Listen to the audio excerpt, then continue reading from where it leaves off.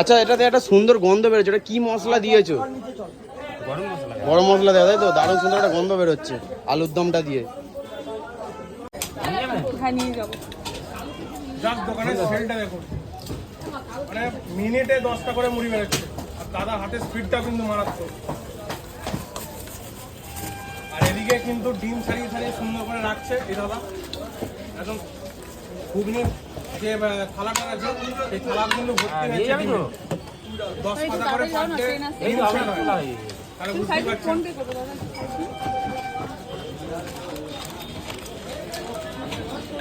Salad দিয়ে দেবো পরে।